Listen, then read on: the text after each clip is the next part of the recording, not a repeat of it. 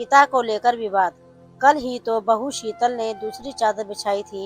इतना सुना रही थी उनके बेटे सुमित मतलब अपने पति को कि अगर अब की बार पिताजी ने चादर पर पेशाब किया तो मैं साफ नहीं करूंगी, भले ही घर छोड़कर जाना पड़े।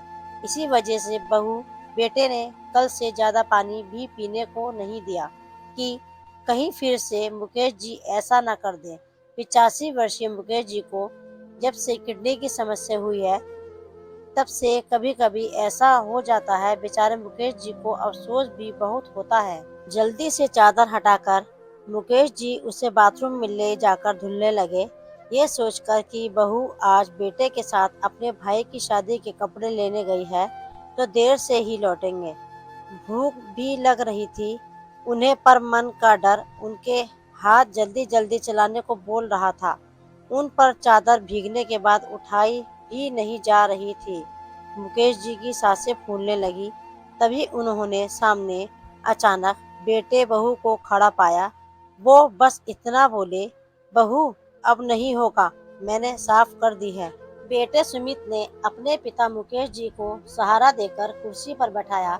देख लो, फिर तुम्हारे पिता ने बिस्तर खराब कर दिया, कितनी बदबू आ रही है, इनको अस्पताल में भर्ती करवाओ। बहू कुछ और बोलती उससे पहले सुमित बोला, तुम अपने मायके जा सकती हो, उस बाप को कैसे छोड़ सकता हूँ जिसने मेरी पैंट तक साफ की थी जब मैं पॉटी कर लेता था।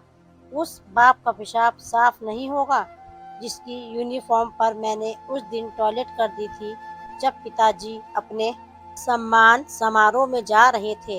इन्होंने चू तक नहीं की, खुशी खुशी पानी से थोड़ा सा साफ करके चले गए। चलिए पापा, कितने गीले हो गए हैं, आपको ठंड लग जाएगी, आपके लिए चाय बना देता हूँ। बेटे ने दीवान से नई चादर निकालकर मुकेश जी के बिस्तर पर बिछाई, उन्हें बैठाया, उनके कपड़े बदले, अपने हाथों से चाय पिलाने लगा। मुकेश जी के कपकपाते हाथ बेटे को आशीर्वाद देने के लिए उसके सिर पर आ गए।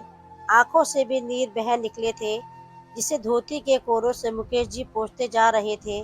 सामने लगी पत्नी की तस्वीर को देख मन ही मन बोले, देख ले कमला, तू कहती थी मैं चली जाऊंगी तो कौन ख्याल रखेगा मेरा। हमारा सुमित देख कैसे तेरे बुढ़ऊ की सेवा कर रहा है। बहू भी दरवाजे पर खड़ी पश्चाताप के आंसू बहा रही थी।